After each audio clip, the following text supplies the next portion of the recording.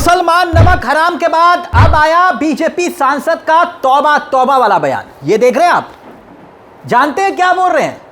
मुसलमानों को कह रहे हैं कि अगर मोदी को गाली दोगे, मोदी से नफरत करोगे तो मुफ्त का अनाज लेने से तौबा तौबा कर लें।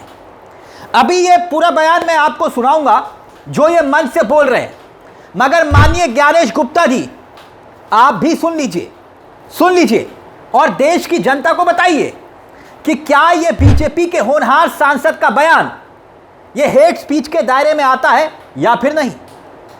क्योंकि गिरिराज सिंह का बयान तो अभी आपने शायद सुना नहीं होगा, जो मुसलमानों को नमक हराम बोला, मगर अब ये सांसद जो बोल रहे हैं आप भी सुनिए क्या कह रहे हैं। सुन लीजिए, इनका ज्ञान सुनिए। अगर मोदी जी से नफरत है मुसलमान भाइयों तो कह दो तौबा तौबा, मैं मुफ्त का अनाज नहीं खाऊंगा। कह दो तौबा तौबा, मैं सिलेंडर नहीं लूंगा। कह दो तौबा तौबा, मैं आपके सड़क पर नहीं चलूंगा।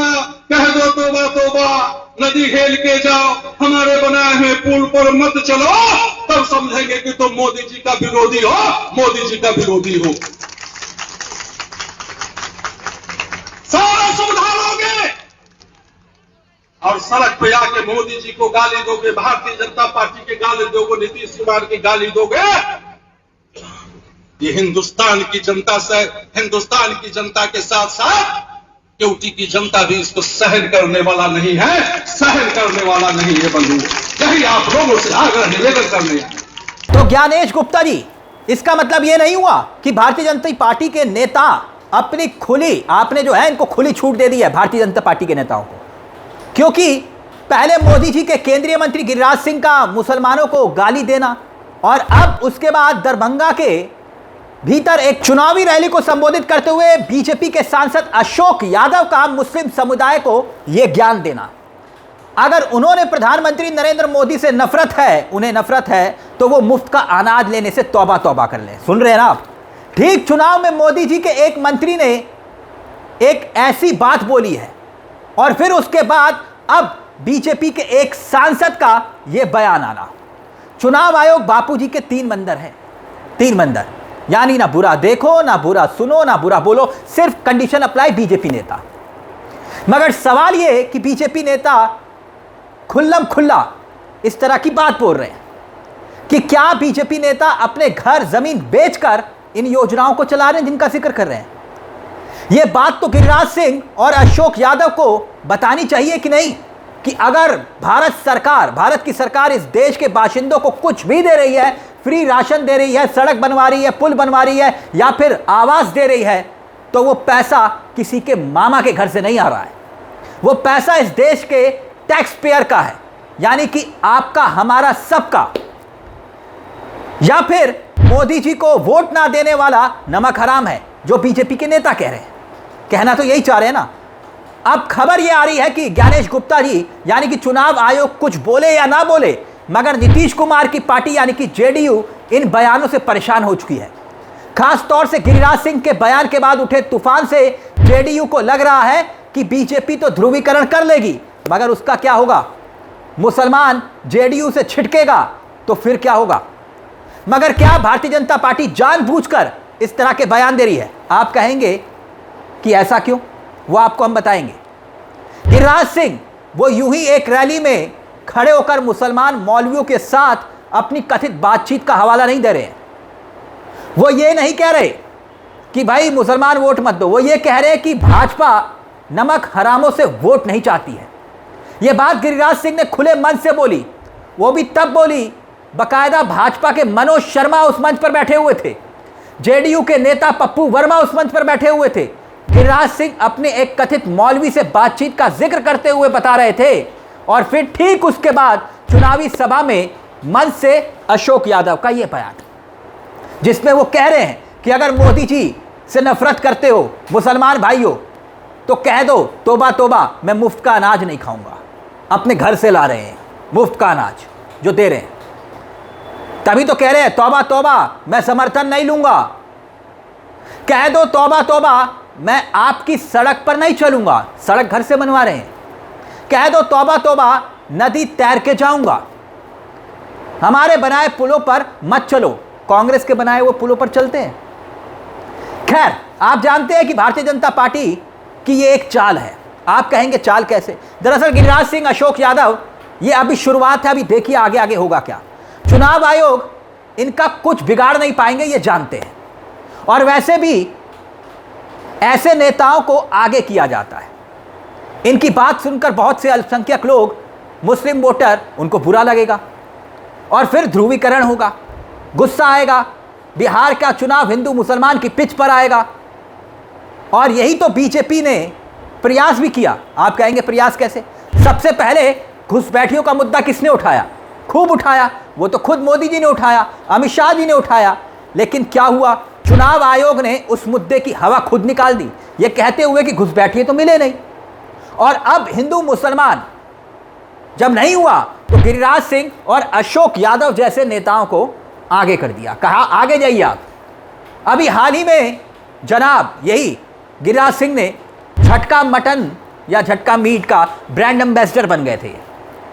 मामला सुर्खियों में आया था। मगर एक बयान और मैं आपको सुनाना चाहूँगा, खूब वायरल हुआ था। और तब भी ज्ञानेश गुप्ता जी की जो चुनाव आयोग है वो आंखों पर पट्टी बांध ली थी। जानते क्यों? क्योंकि इन्होंने ही मन से कहा मुसलमान एक थप्पड़ मारे तो सब मिलकर 100 थप्पड़ मारना, अपने घर में तलवार भाला त्रिशूल सब रख लेना। सुन लीजिए, ये शब्द मेरे नहीं है, ये इन्हीं केंद्रीय मंत्री गिरिराज सिंह के हैं। आप खुद ही सुन लीजिए। अगर ये बदिया, ये घुसपैठिए, ये मुसलमान अगर हमें एक थप्पड़ मारे तो सब जमा होकर के उसे 100 थप्पड़ मारेंगे। तो मोदी जी आप ही बताइए, क्या आप गिरिराज सिंह जो आपकी कैबिनेट की शोभा बढ़ा रहे हैं और दूसरे मधुबनी के सांसद अशोक यादव जो केवटी से भाजपा के प्रत्याशी डॉक्टर मुरारी मोहन झा के नामांकन के बाद मुसलमानों को लेकर इतना विवादित बयान देते हैं, आप खुद बताइए मोदी जी, मुसलमानों को लेकर ये जो बयान दे रहे हैं आप इससे इत्तेफाक रखते हैं या फिर नहीं? आप ही तो कहते हैं सबका साथ, सबका विकास, सबका विश्वास, सबका प्रयास। और भी अभी चुनाव आने दीजिए, फिर कुछ और जुड़ जाएगा। इतना लंबा नारा सिर्फ नारा है क्या? क्योंकि आपके ये नेता तो खुलेआम गाली गलौज कर रहे हैं, इनको मालूम है कि कुछ होगा नहीं। ये बात खुद जेडीयू को अब नागवार गुजर रही है। जेडीयू के प्रवक्ता है मनीष कुमार, उन्होंने गिरिराज सिंह के इस बयान को लेकर अपनी नाराजगी जताई है और वो कह रहे हैं कि कुछ भी बोलते वक्त नरेंद्र मोदी के मंत्र को याद रखना चाहिए। आदरणीय प्रधानमंत्री कहते हैं कि सबका साथ, सबका विकास, सबका विश्वास। वोट देने का सबका अपना अधिकार है। कौन कह रहा है? जेडीयू। मगर सवाल अब ये खड़ा होता है कि नीतीश कुमार और चंद्रबाबू नायडू, या चंद्रबाबू नायडू को मैं क्यों जोड़ रहा हूं? क्योंकि दोनों के लिए एक दिक्कत है। बीजेपी नेता तो अपने मिशन पर लग गए हिंदू मुसलमान करने में, मगर नायडू और नीतीश कुमार यानी कि बीजेपी की मोदी सरकार की दो बैसाखियां, और ये दोनों को मुसलमानों का वोट बैंक चाहिए। क्योंकि मुसलमानों के वोट बैंक ये खो सकते हैं और कल तक नीतीश कुमार हो या चंद्रबाबू नायडू हो, ये दोनों टोपी पहनते हैं, इफ्तार पार्टी देते हैं, मुसलमानों के साथ खजूर खाते हैं और मुसलमान तब उन्हें अपना वोट देते हैं। मगर अब इस बार के चुनाव में हकीकत यह है कि नीतीश कुमार की पार्टी ने सिर्फ 4 मुसलमानों को टिकट दिए हैं। क्योंकि इसके पीछे वजह यह मानी जा रही कि वक्फ कानून को लेकर मोदी सरकार का समर्थन तो जेडीयू ने कर दिया, मगर बाद में मुस्लिम चेहरे जो जेडीयू की पार्टी थे, जो जेडीयू की पार्टी के थे, नीतीश कुमार की पार्टी से उन्होंने थोक के भाव इस्तीफे दिए, थोक के भाव में इस्तीफे हुए। और अब ऐसे में ये विरोध सिर्फ विरोध के तौर पर देखा जा रहा है कि गिरिराज इस तरह का बयान मत दीजिए। अब समझिए, दरअसल बिहार में जो मुस्लिम आबादी है ना, वो भी बहुत बड़ी है, करीब 18 से 20% के आसपास। तो किसी भी राज्य में इतनी बड़ी मुस्लिम आबादी होती है तो बीजेपी के लिए एक सुनहरा मौका भी होता है। आप कहेंगे मौका कैसे?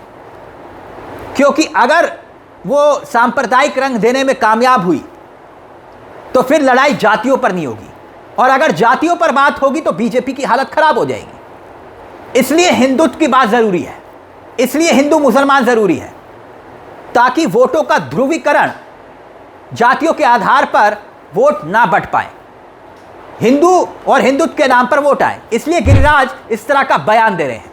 चुनाव को भटकाने की कोशिश हो रही है मुद्दे से। मगर क्या ज्ञानेश गुप्ता जी को यह नहीं बताना चाहिए कि अगर दूसरे धर्म का कोई व्यक्ति या फिर विपक्ष का कोई नेता ऐसा बयान किसी धर्म को लेकर दे दे तो फिर क्या होगा, और देश की होनहार मीडिया क्या करेगी, आप तो जानते हैं। तो इसलिए ये गालीबाज नेता शोर इसलिए मचा रहे हैं ताकि एक भटकाव हो, मुद्दे से भटकाव हो, मगर आप इसे अनदेखा कीजिए। यह चुनावी रणनीति का हिस्सा है, इससे ज्यादा कुछ नहीं। और चुनाव आयोग आप जानते हैं क्या करेगा। इस मुद्दे को लेकर आपकी क्या राय है? क्या आपको भी लगता है कि यह महज अभी शुरुआत है, आगे आगे देखिए होता है क्या? इस मुद्दे को लेकर अपनी राय हमें कमेंट बॉक्स में जरूर दीजिएगा। मुझे तिलक चावला को दीजिए इजाजत। चलते चलते दरख्वास्त, हमारे चैनल को सब्सक्राइब करना मत भूलिएगा। यह मंच आपका है जहां हम सिर्फ खबर नहीं दिखाते बल्कि खबर के पीछे की खबर भी बताते हैं। नमस्कार, जय हिंद, जय भारत।